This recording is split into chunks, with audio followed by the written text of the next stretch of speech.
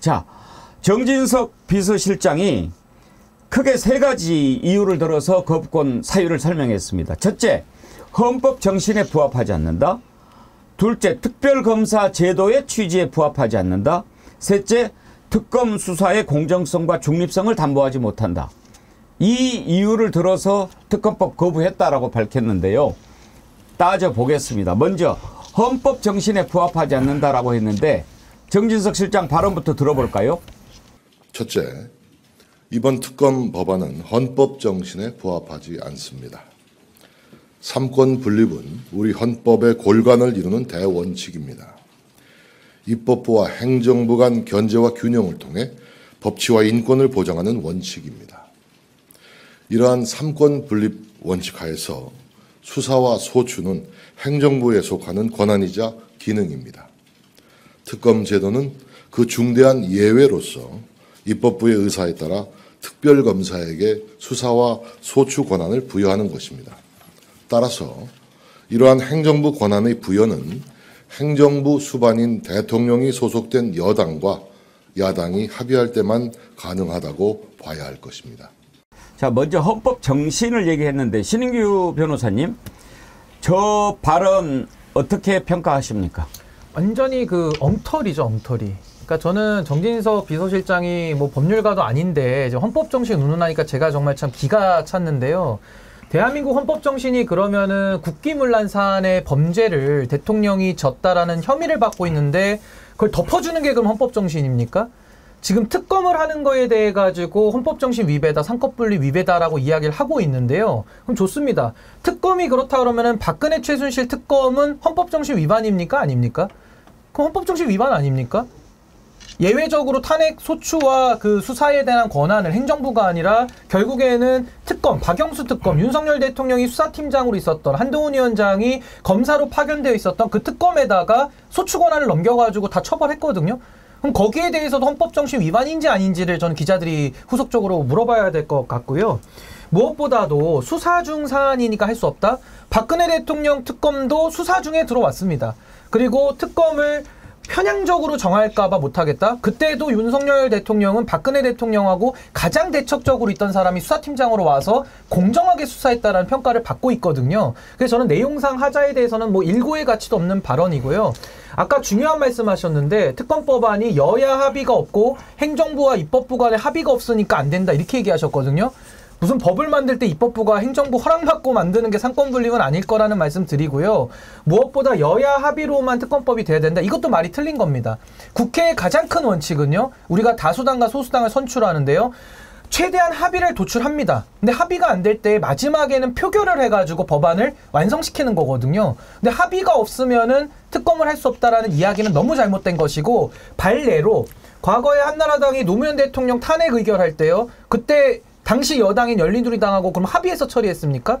본인들이 경호권까지 발동해가지고 끌어내면서까지 일방 처리를 했었거든요. 그러니까 국회는 원래 그렇게 하는 겁니다. 그래서 저는 여야 합의가 없는 특검은 안 된다라는 저 논리는 어떻게 국회 부의장까지 지내신 분이 국회법 원칙에 기본도 모르는 발언이라서 정말 그 평가할 값어치가 없는 형편없는 발언이다라고 저는 생각합니다. 김주정 의원님, 헌법 정신을 얘기합니다. 그러니까요. 자기 가족 보호하고 내가 캥기는 거에 있어서 거부권 행사하면 그게 헌법 정신입니까? 그러니까 한마디로 정말 말이 안 되는 이야기를 대통령 비서실장이 나서가지고 저렇게 장황하게 늘어놓고 있다는 점에서 다선의 경험이 있고 과거에 정무수석 해봤기 때문에 아마 대통령을 민심을 받들어서 잘 모시지 않을까라고 일말의 기대를 했던 사람들을 철저하게 그 외면하고 무시하는 비서실장의 태도라고 생각하고요. 몇 가지 얘기를 여당에서도 하고 비서실장도 했었는데 수사 중인 사안이니까 안 된다. 대통령도 그렇게 얘기했었잖아요. 수사 중이니까 결과를 보고 맞득치 않으면은 나부터 특검 신청하겠다. 하라고 주장하겠다. 이렇게 얘기를 했었는데 방금 신 변호사님 국정농단 수사 중일 때 특검했다. 이렇게 얘기했는데요. 대장동 의혹 한번 생각해 보십시오. 그거는 수사 시작도 전에 특검법부터 발의한 게 국민의힘이었어요. 2021년에. 그러니까 할 말이 없는 사람들이 지금 수사 중 운운하면서 회피하려고 하는데 부끄러운 줄 알아야죠. 그리고 두 번째는 여야 합의 없이 지금까지 1999년 온로비 사건 이래로 14번의 특검이 있었는데요. 예. 3번이 여야 합의 없이 명확하게 이루어졌거든요. 그게 BBK 특검이고 2003년에 대북송금 특검이고 2020년 세월호 특검이었어요. 이런 예를 굳이 들지 않더라도 그리고 설사 이런 여야 합의 없이 이루어진 전례가 없더라도 이 건에 대해서 어떻게 대통령이 본인과 연관성이 있는 외압의 주체라고 의심받아 마땅한 이런 상황에서 거부권을 행사하냐는 거죠. 이거는 기본적으로 법을 떠나서 상식에도 위반되는 것이기 때문에 문제가 심각하다. 이거 정진석 비서실장이 정말 오판하고 얘기했다고 생각하고요. 그리고 또 하나는 계속 얘기했던 것이 그 특검 추천하는 거 그게 민주당 편 아니냐. 그러면은 그래서 아까 신 변호사님 말씀하신 대로 완전히 대척점에 있던 그런 사람들이 해서 잘 풀어낸 거 아니냐. 그리고 특검이 실시가 됐을 때 누구보다도 이게 어떻게 풀려나갈 것이라는 거는 특검 해봤던 대통령이나 한동훈 전 위원장이 제일 잘할 거 아닙니까. 원팀을 이루어서 국정농단 수사했으니까요. 그래서 해봤기 때문에 아니까 그게 두려워서 지금 피하는 거다 생각하고요. 마지막으로 여당이나 지금 얘기하는 게 또 하나 대국민 보고하는 그런 차원이에요. 그러니까 그때 국정농단 특검 때도 일일이 다 매일 보고했고 국민들이 다 알았거든요. 그러니까 과거에 했던 것들을 왜 이제 와서 이 건에 대해서만 할 수 없다라고 거부를 하느냐.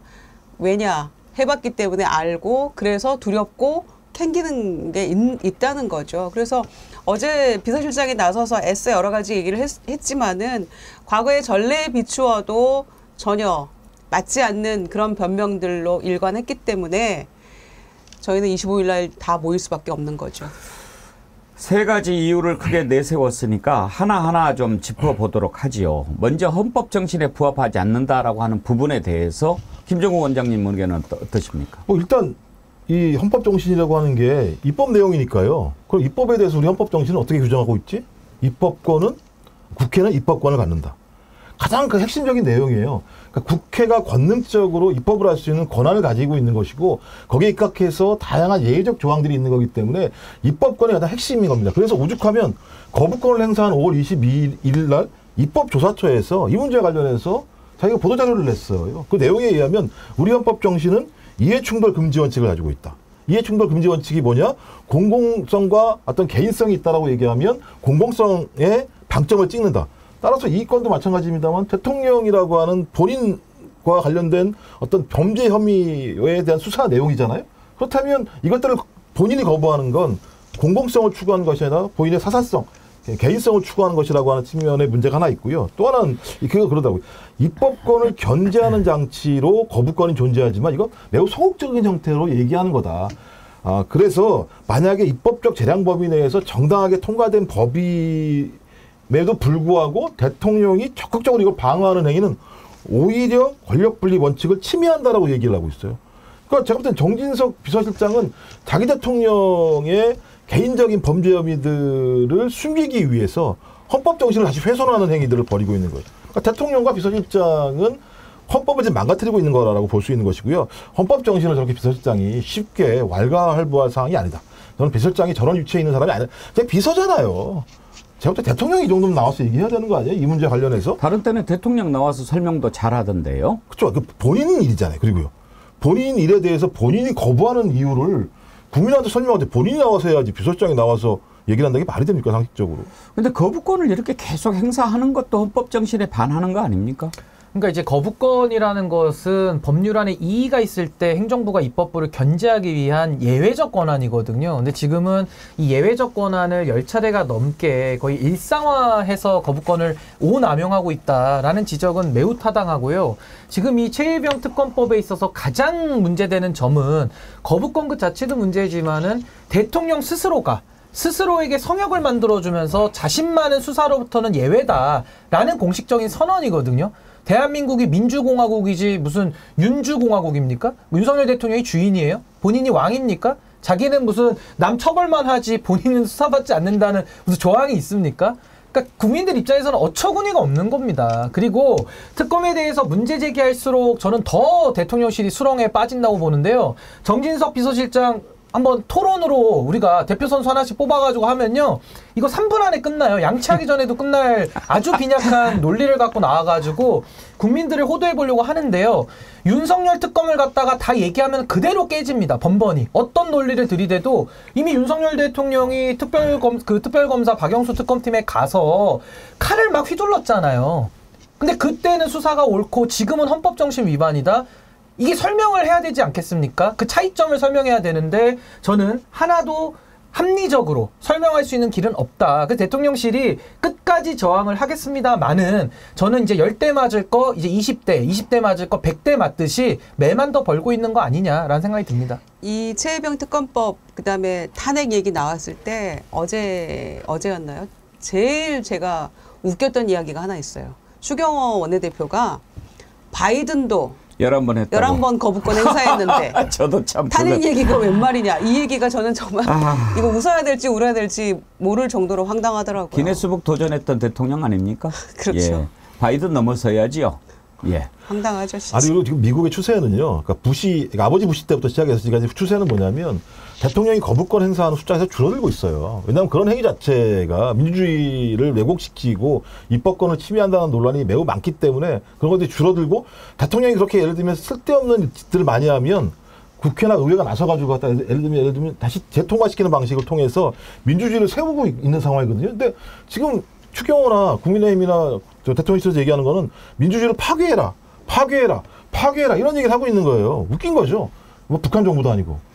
거부권 12번 행사해서 바이든 날리면 바이든 쪽팔려서 어떡하지? 12번 행사하면 바이든이 이기는 거예요? 아니 근데 저는 거부권의 양도 중요하지만은 이 질적으로 봤을 때 어떻게 자기가 수사 대상자인 범인, 그러니까 소위 말해서 윤석열이라고 하는 이 자연인, 이 개인만큼은 수사받을 수 없다라는 나름의 성역을 선포한 거잖아요. 아니 자기가 무슨 왕입니까? 뭐 황제예요? 아니 대한민국 국민들이 선거를 통해 가지고 표를 줘가지고 잠시 대통령 자리에 가 있는 것 뿐이지 본인이 헌법보다 높습니까? 왜 자기가 자꾸 법을 창설적으로 법을 창출하고 법을 왜 만들려고 합니까? 저는 윤석열 대통령 거부권의 횟수도 문제지만은 내용적으로 이 법안을 어떻게 거부를 할 수 있냐는 거. 이게 아까 제가 설명드린 내재적 한계라는 이론인데 할 수 없는 일을 지금 한 겁니다. 그럼 어떻게 해야 되느냐? 혼나야죠. 혼나는 걸로 안 되면 끌어내려야 되는 겁니다. 제가 볼 때는. 할 수 없는 일을 지금 계속 하고 있습니다. 이거야말로 가장 반헌법적이고 가장 반민주적이고 헌법 정신을 땅에 그냥 집 밟아버리는 행동이다. 저 그렇게 생각합니다. 근데 그걸 가장 잘하잖아요. 할 수 없는 걸 하는 행위와 관련해서 윤석열 대통령이 우리 역대 대통령 최고 아니에요? 하는 거 보면. 그러니까 정신 차릴 때까지 혼을 내야 됩니다. 그러니까 우리 부부는 절대 못 건드려. 라는 거죠. 딱 그거 한마디로 하나예요. 정리하면. 예, 오로지 그거 같은데. 우리는 못 건드려. 잘하면 안 건들죠. 예. 이런 것을 예상을 못했다는 것도 저는 지금 뭔가 정신 상태에 문제가 생겼다고 봅니다. 이렇게 했을 때 어떻게 국민들이 나올까? 지금 국민들의 민심의 온도가 어떤지 이런 것을 파악하고 듣는 그런 장치도 이미 고장이 난 거죠. 국민들한테 그리고 거짓말한 겁니다. 민정수석 만들면서 뭐 하겠다고요? 민심 청취하겠다고. 민심을 청취하면 거부권 행사하면 안 돼. 거부권 행사하면 국민들 탄핵으로 갈 거야. 그런 민심 못 듣습니까? 저는 이번에 제가 조금 한마디 드리겠습니다. 탄핵 얘기가 왜 나오는가? 박근혜 전 대통령 탄핵 얘기가 나왔을 때 국민들이 무엇에 분노했습니까? 우리가 도대체 누구를 뽑았나 하는 것에 대한 근본적인 의문이 들기 시작한 겁니다. 박근혜 전 대통령 뭐 말할 때 보면 좀 말이 안 되죠. 비문이 많았어요. 평소 책도 잘 안 읽고 그랬을 거라고 생각합니다. 그리고 대통령이 됐을 때 여러 가지 뭐 요인 중에 특히 아버지 후광이 컸지 않겠습니까? 그래도 참모들을 잘 뽑아서 정치를 할 거라고 생각했어요. 선거에 많이 이겼으니까 민심을 청취하는 능력은 좀 뛰어났을 거라고 생각했고요. 그런데 어느 순간 여러 가지 이상한 조짐들이 보입니다. 이게 뭐 이상해. 보니까 뒤에 국정농단하는 세력들이 활개를 치고 있었던 게 하나하나 드러나는 거죠. 그래서 국민들이 배신감을 느낀 겁니다. 아니 우리가 박근혜를 뽑았을 때 저게 아니었는데 잘못 뽑았나? 그리고 변했나? 이런 생각 든 겁니다.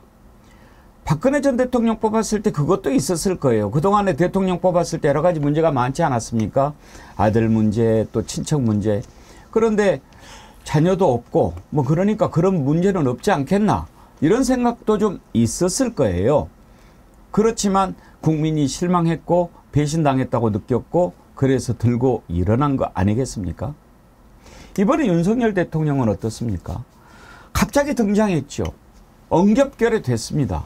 그래도 검찰에 있으면서 뭐 저기 했고 여기도 뭐 자녀도 없으니까 근데 참 배우자는 좀 불안해.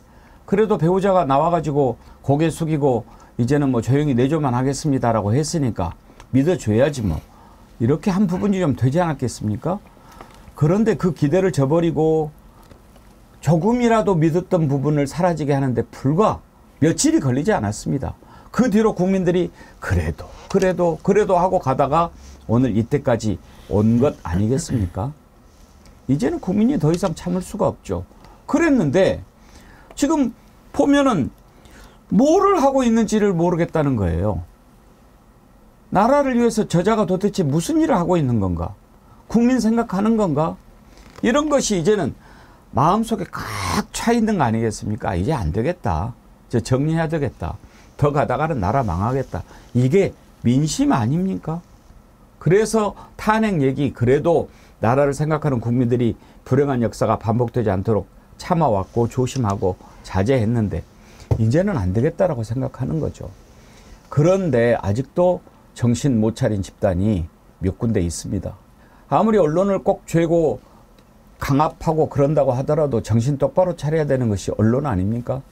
제가 어제 뉴스를 보면서 참 혀를 찼습니다. 내가 누구라고는 얘기하지 않겠습니다. 그 앵커가 그렇게 이야기합니다. 최혜병 사망사건 특검. 만약에 모르고 썼다면 정말 무식한 거고요.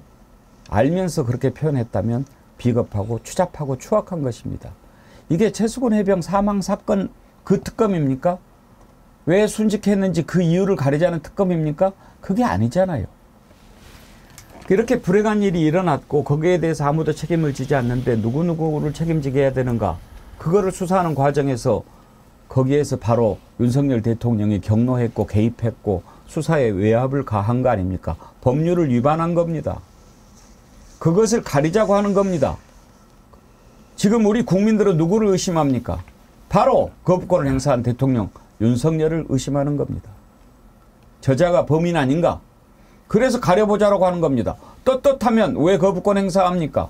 잘못하지 않았으면 행사할 일이 하나도 없지 않습니까? 그런 오해를 받고 있다면 본인이 앞장서서 특검하자. 나 억울하다. 밝혀야 되는 거 아닙니까? 차제에 검찰도 통렬한 반성을 해야 합니다. 왜 건건이 특검 얘기가 나옵니까? 지금 국민들이 검찰을 어떻게 보고 있는지 검찰 너무나 잘 알지 않습니까? 검찰이 사는 길은 검찰이 제대로 수사를 할 때 사는 겁니다. 그런데 검찰이 어떻게 해왔습니까? 그래서 특검 얘기가 나오는 겁니다. 정진석 실장이 내세운 이유 가운데 또 하나, 특별검사 제도의 취지에 부합하지 않는다고요? 들어보겠습니다. 둘째, 이번 특검 법안은 특검 제도의 취지에 부합하지 않습니다. 특별검사 제도는 수사기관의 수사가 미진하거나 수사의 공정성 또는 객관성이 의심되는 경우에 한하여 보충적으로 예외적으로 도입할 수 있는 제도입니다. 최상병 순직 사건에 대해서는 현재 경찰과 공수처에서 수사가 계속 진행 중입니다. 특히 공수처는 지난 정부에서 더불어민주당이 고위공직자 범죄 수사를 위한 사실상의 상시 특검으로서 일방적으로 설치하였던 수사기관입니다.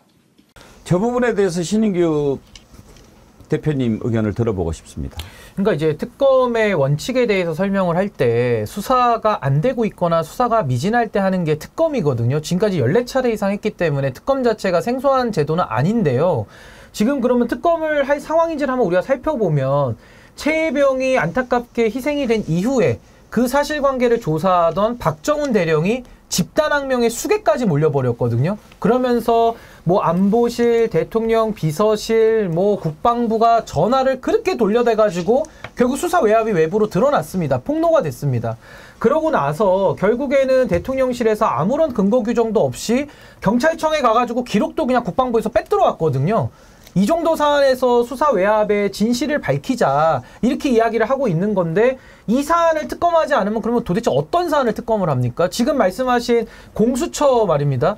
공수처는 원래 국민의힘이요. 원래 반대를 해가지고 예산도 깎고 조직도 깎고 완전히 빌공짜 써가지고 빈수처로 만들어버린 기관이거든요. 그래서 그동안에는 국민의힘의 일관된 주장이 뭐였냐면 아 공수처 못 믿겠다 맨날 이랬어요. 뭐 민주당하고 한몸이다라고까지 주장도 했었거든요. 근데 이제 와가지고는 본인들이 최혜병 이 수사 사안에서 있어서만큼은 또 공수처 사건을 믿어보자 이러니까 말이 앞뒤가 안 맞는 거죠. 게다가 경찰 보십시오. 수사 외압이 있었다라고 나왔는데 기록도 그냥 국방부에 낼름낼름 내어줍니다.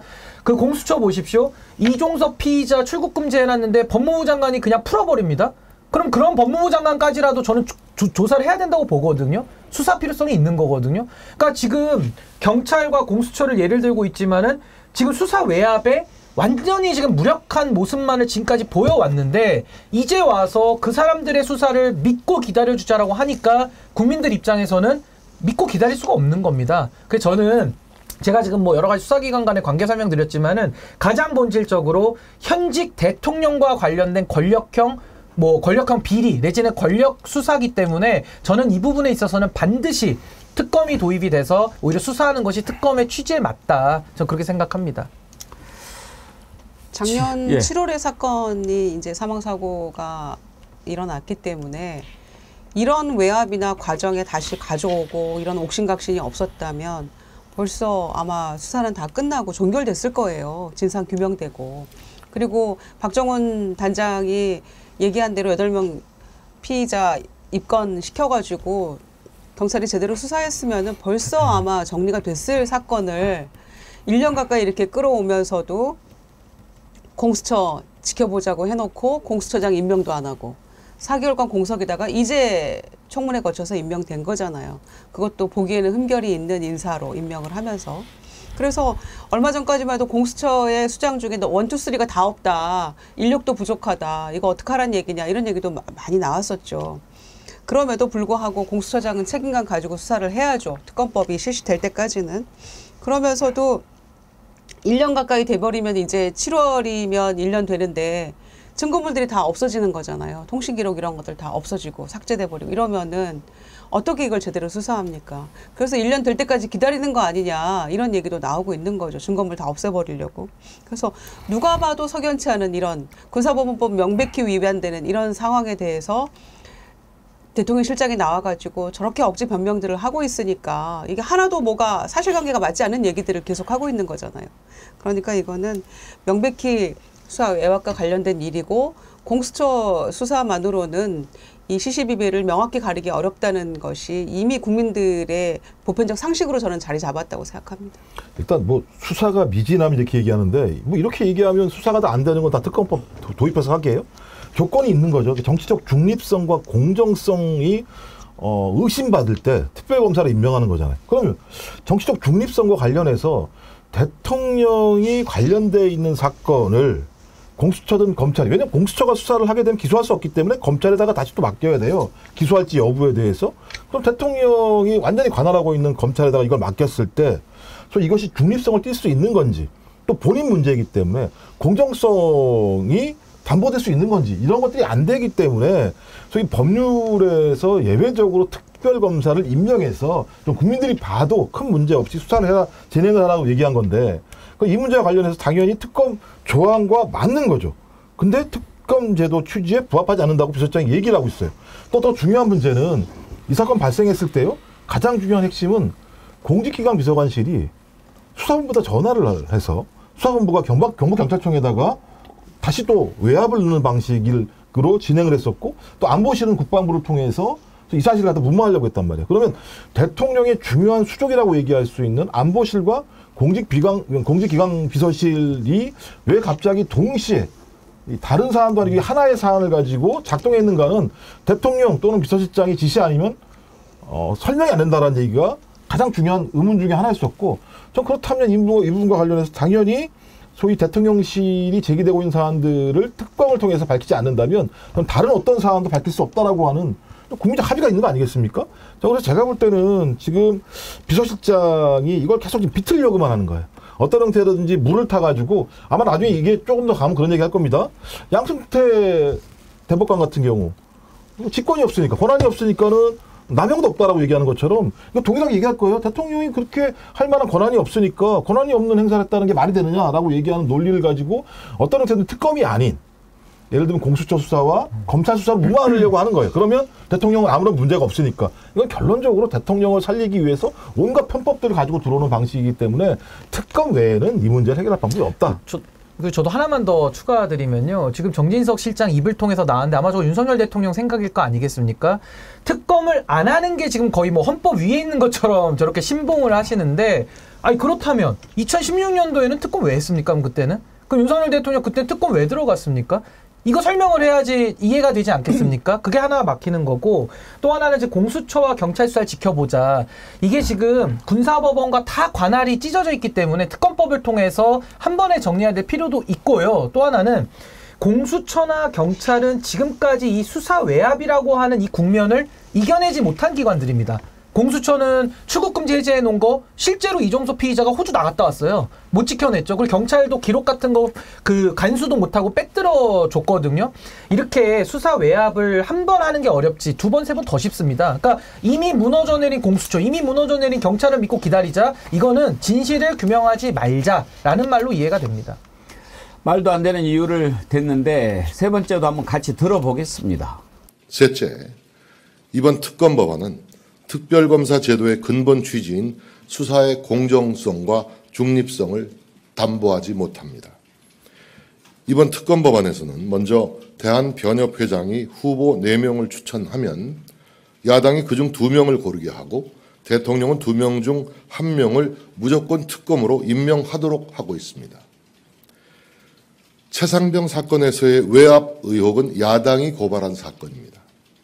야당이 고발한 사건의 수사검사를 야당이 고르겠다는 것입니다. 우리 사법 시스템 어디에도 고발인이 자기 사건을 수사할 검사를 고르도록 하는 모델은 없습니다. 이제 저 부분이요. 정말 얼마나 국민들을 속이려고 하는 것인지를 알게 하는 부분입니다. 논리는 그렇죠. 야당이 고발한 사건이다. 야당이 고발했는데 그 야당의 특검을 하게 하면 그거는 논리적으로 말이 안 되지 않느냐. 고발의 주체가 지금 그렇게 중요합니까? 야당이 고발해서 그렇습니까? 범죄를 들여다봐야죠. 이게 무슨 범죄인가? 대통령이 직접 관여가 돼 있는 그런 범죄 아닙니까? 그 범죄를 하는데 그러면은 여당한테 맡깁니까? 그러려고 검찰이 있는 거 아닙니까? 그렇지 않아서 지금 특검을 하자라고 하는데 그리고 여야가 합의해서 특검을 해야지 뭐 야당 혼자 하는 것 경우가 없다라고 이게요. 쭉 보면 지금 정진석 실장이 대통령의 뜻을 마지막으로 밝혔지만 그 전부터 계속 당에서도 나오고 한덕수 총리 입에서 통해서도 나오고 억울한 죽음을 안타까운 죽음을 이렇게 정치적으로 이용한다. 그 논리를 가지고 쭉 이어져 가는데요. 추경호 원내대표도 여야가 합의하지 않은 특검은 안 된다. 어느 정부에서도 거부당했다. 그렇게 얘기를 하면서 얹더라고요. 그 발언도 한번 들어보죠. 대북 송금 특검법, 대통령 측근비리 의혹 특검법 등 여야 합의 없는 특검은 역대 어느 정부에서도 거부당했습니다. 지금 추경호 원내대표가 저렇게 얘기를 하면서 합의해야 된다라고 합니다. 아까 김유정 의원께서 지적하셨는데 대장동 특검법 발의하자라고 할 때 그때 합의했습니까? 정말 재밌는 거 하나 보여드릴까요? 2022년 1월이에요. 그때도 추경호 원내대표가 국민의힘 원내대표였어요. 뭐라고 얘기했는지 들어보시죠.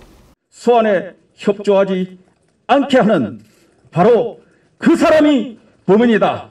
특검 발족해서 수사 시작하면은 20-30일만 해도 큰 가닥 다 정리할 수 있다. 저 때도 수사 중이고 여야 합의 안 되고 그렇죠. 그러지 않았습니까? 그렇죠. 그러니까 대장동 의혹에 대해서 2021년 9월에 국민의힘이 자체적으로 특검법 발의를 하거든요. 그러고 나서 이제 검찰에서 관련 이 수사팀이 꾸려져요. 그런데 그러고 나서 그러니까 2021년 9월에 특검법 발의하고 지금 저에게는 원내수석 부대표 시절에 22년 1월 10일 날 긴급 의총을 엽니다. 그러고 나서 수사가 한창 중인 대장동 의혹에 대해서 빨리 특검법 처리해라 라고 요구하면서 지금 저런 얘기를 한 거였거든요. 그래서 특검법을 빨리 처리해서 하면 한 달이면 내용 나온다, 가닥 잡힌다. 지금 저렇게 본인이 했던 얘기를 지금 2년 뒤에 완전히 뒤집는 얘기를 하고 있는 거잖아요. 마치 합의해서 안 되면 절대로 안 될 것처럼. 합의가 반드시 전제되어야 하는 것처럼. 본인들은 검찰 수사 시작도 전에 특검법 발의하고 그러고 나서 검찰이 수사를 진행하니까 왜 특검법 처리 안 하냐? 특검법 하면 더 빨리 문제 해결할 수 있고 사건 종결시킬 수 있고 내용 파악할 수 있는데 라고 지금 저렇게 침튀기면서 얘기하고 있는 거거든요. 그러니까 본인이 2년 전에 했던 이야기를 완전히 뒤집는 말 하면서도 전혀 부끄러움 모르고 지금 저렇게 하고 있잖아요. 원내대표가 되어서. 기억력이 없는 건지 아니면 정치하는 사람들은 그렇게 기억을 싹 순간적으로 딜리트하는 특별한 능력이 있는 건지. 아니 정확히 기억하고 있는 거죠. 한 달이면 다 나온다면서요. 특검을 하면 한 달 내에 탄핵 사유가 특검에 의해서 공개적으로 밝혀지는 상황이 벌어지지 않겠습니까? 내부에서 왜 두려워하겠어요? 이게 만약에 범인이 대통령이 아니라면 두려워할 게 아무것도 하던 게 없잖아요. 하라면 해, 특검. 아무런 문제가 없는데. 근데 이걸 거부한다라는 이유는 추경호 지금 원내대표가 얘기하는 것처럼 이 30일이면 큰일 나겠는데? 특검이 진짜 우리의 손아귀 아래 밖에서 이거 수사하게 되면 대통령실이 전격적으로 개입해서 소위 이런 문제들을 다 가다가 잡았다라는 게 드러나게 되면 여러 가지 법률 위반 사항이 다 벌어지게 되는데 그 지지자가 누구냐? 윤석열 대통령이네? 그럼 내버려 둬야 돼? 이런 대통령을 우리가 내버려 둬야 돼? 이런 것들이 있겠죠. 좀 그래서 제가 지금 보수적인 패널들하고도 이렇게 방송에서 하다 보면 저렇게 계속 끊임없이 정진석 비서실장과 같은 얘기를 합니다만 내부적으로 매우 불안해해요. 실체가 뭐가 있긴 있는 것 같은데 이거 들어가는 순간 완전히 판도라 상자가 열릴 것 같다는 느낌들을 갖고 있는 상황이기 때문에 최대한 막아야 된다. 그러니까 속으로도 기분 나빠요. 왜 이 일을 이렇게까지 만들었는가. 근데 이게 같이 그 판도라 상자가 열리기 시작하면 전체가 무너질 수 있다는 생각 때문에 지금 공동체 의식을 가지고 진행을 하고 있습니다만 저걸 언제까지 두드러 막을 수 있겠습니까? 그 민심의 그 거센 파고가 뚝을 무너뜨리지 않는다면 대한민국이 민주주의 국가겠습니까? 그러니까 저는 저걸 막을 수 있다고 상상하는 것. 저런 상상력에 진짜 경의를 표합니다. 경의를 표해요. 근데 김종욱 박사님 논리대로 하자면은 국민의힘은 지금 이 범죄가 드러날까봐 두려워하는 거, 그걸 지키기 위한 건데 그 범죄 공동체죠. 다 같이 망해야 맞죠. 전 그렇게 생각을 하는 거고요. 추경호 원내대표의 과거 발언을 놓고 정진석 실장이 지금 평가하자면 저거야말로 헌법정신 위반 아닙니까? 특검을 하자고 하니까 상권분리 위반이라고 얘기를 해야 되니까 추경호랑 정진석이 또 싸워야 되는 이런 국면이 되는 거고요. 이 사안이 얼마나 어려운 수사냐면 살아있는 권력을 수사해야 되고요. 또 하나는 외압이라는 거에 진실을 밝혀야 됩니다. 이 두 가지의 벽을 넘기가 매우 어렵습니다. 그래서 저는 이거 매우 고난이도의 수사라고 보기 때문에 그렇다면 가장 특검이 중요하겠죠. 소신 있고 어떠한 외압에도 흔들리지 않을 사람이 공정성과 중립성을 담보한다라고 보고요. 그렇기 때문에 2016년도에도 야당이 추천한 박영수 특검이 들어갔고 박영수 특검이 당시 국정원 댓글 수사로 박근혜 대통령과 척을 진 사람, 그래서 대전고검에서 벽만 보고 있었던 윤석열 대통령을 당시에 수사검사로 픽업해가지고 수사팀장을 맡겨놨거든요. 그럼 지금 논리대로 생각해보면요. 이 최혜병 특검에 대해서 이창수 서울중앙지검장이 수사를 잘하겠습니까? 신인규가 수사를 더 잘하겠습니까? 누가 수사를 했을 때 누가 수사를 했을 때 공정하고 중립적이라고 하겠습니까? 만약에 제가 들어가서 해도요, 제가 없는 죄를 만들어서 뒤집어 씌울 수는 없습니다. 왜냐하면 모든 범죄는 판사가 재판정에서 판결하는 거기 때문에 수사와 재판은 다르거든요. 그러니까 수사를 가장 공정하게 중립적으로 한다라는 것은 2016년도에 윤석열 모델을 찾아야 되는 거예요. 그렇다면 제가 감히 단언컨대 현재 서울중앙지검장 이창수보다는 제가 좀 더 공정하게 잘할 것 같다. 그 논리를 그대로 말씀드리는 겁니다. 뭐가 편향됐습니까? 동의합니다. 제가 쭉 말씀을 들으면서 5월 25일 이날 이제 우리 국민들이 처음으로 쏘아 올리는데 얼마나 걸릴까 하다가 불쑥 6월 29일 생각이 났습니다. 우리가 6월 29일 날 행사를 하나 하기로 하지 않았습니까? 그런데 그날이 토요일이에요. 마침 또 6.29네요. 6.29네요. 1987년 6.29 그때 우리 넥타이 부대들 유명하지 않습니까? 그때 전두환이 노태우한테 뭐 이렇게 밀려서 또는 노태우가 전두환하고 짜고 대통령 직선제 개헌 이거 만들어낸 겁니까? 아닙니다. 우리 국민이 쟁취한 거죠. 그 연세 되신 분들은 다 기억하겠지만요. 그때 당시에 어떤 일이 있었는지 아십니까? 최루탄이 다 떨어져서 재고가 없습니다. 최루탄이 바닥에 나버렸습니다. 더 이상 쏘아댈 최루탄도 없는 상황이 됐습니다. 항복할 수밖에 없는 거죠. 경찰이 그때 시위대한테 꽃을 받는 장면이 외신에도 보도가 됐습니다. 군이나 경찰이 국민의 편에 서 있다는 것을 알고 더 이상 꼼짝할 수 없다라고 판단했기 때문에 항복을 한 겁니다. 그 6.29 선언은 6.29 항복 선언인 겁니다. 1987년이었죠. 2024년 6.29 우리 국민의 민심 어떤 것인지 보여줘야 합니다. 이제 일단 국회에서 할 일은요. 재의결하는 겁니다. 국민들이 모여서 뜨거운 민심을 보여주는 것과는 별개로 국회에서 해야 될 일이 있습니다. 28일 날 재의결하게 될 겁니다. 어떻게 될까요? 그런데 조금씩 이제 그쪽 진지가 무너지는 소리가 들립니다. 지금까지는 현역 의원 가운데 국민의힘에서 김웅 의원, 안철수 의원 이렇게 이제 재의결 오더라도 특검 거부권 거부하겠다 입장을 밝혔는데 한 명이 더 늘어났습니다. 바로 유의동 의원입니다. 발언을 먼저 들어볼까요? 이 특검법을 받지 못해야 되는 이유가 뭔지는 잘 모르겠어요. 받았을 때 그 우리가 네.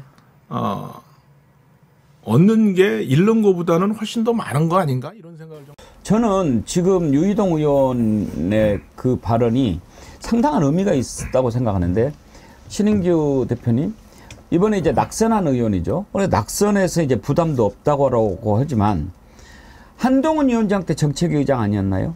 근데 그때는 원래 정책위의장을 하고 있었는데 네. 한동훈 위원장이 비대위원장으로 날라오면서 그때 이제 그 재신임이 됐죠. 그 정책위의장을 같이 했습니다. 총선 때. 그래서 저는 장동혁, 유의동 이렇게 지금 그때 원내대표 또 정책위의장, 사무총장 예. 이렇게 했으니까 뭐야 한동훈도 탄핵 대열에 가담하는가 이런 생각이 드는데 조금 오반가요? 요즘에 그 정부 정책에 대해서 한마디씩 툭툭 던지는 거 보면 지금 윤석열 정부하고 괴를 같이 한다고 볼 수는 없잖아요. 한동훈 위원장도. 뭐 전당대회 포석을 깔고 하는 거든 그 무엇이건 간에 지금 뭐 사회는 감정적으로는 이미 틀어졌고 정책이나 이런 거에 대해서도 본인이 일단 소신 발언하고 있기 때문에 그 맥락인지는 모르겠습니다만은 유의동 정책위 의장은 뭐 유승민계로도 분류가 되고는 있습니다만은 뭐 그런 계파 관계를 떠나서도 본인이 지금 이렇게 소신 발언을 할 기회가 있어서 한 것인데 지금 21대 의원들 중에서 국민의힘 의원들 중에서도 아마 지금 겉으로 얘기할 기회는 없었을지 몰라도 비슷한 생각하는 사람들 충분히 더 있다고 저는 생각합니다. 지금 뭐 상당히 단도리를 한다고 그러는데 김정은 원장님 예. 그 전망을 어떻게 하세요? 저도 쉽지 않을 거라 생각이 듭니다만 아마 좀 내부에 나름대로 좀 생각이 있는 의원들은 당의 미래를 걱정하는 것 같아요. 그러니까 지금 이게 대부분 나오는 수도권 출신 의원들인데 아마 지역 내려가면 욕 직사하게 넘어갈 겁니다. 뭐 하는 짓이 뭐 이마 입꼴이냐? 그럼 나한테 펴달라고 하느냐? 선거 때는 더 많이 들었을 거라는 생각이 드는 거고 내부에 와서도 이제 평가를 할 줄 알 때 평가라는 걸 아무것도 하지 않고 있고 여전히 윤석열 대통령 친윤 그룹들 그다음에 TK 중심으로 진행이 되면서 앞으로 수도권에서 국민의힘의 어떤 국회의원을 위한 선거 운동을 해봤자 미래가 없겠구나라고 생각하는 의원들이 꽤 많을 거예요. 그럼 그 사람들에게 유일한 방법은 뭐냐면 이 판을 깨는 겁니다. 이 판을 깨지 않고는 잘못하면 제가 볼 때 16년, 20년 체제로 갈 수 있는 상황이거든요. 서울 수도권 문제와 관련해서.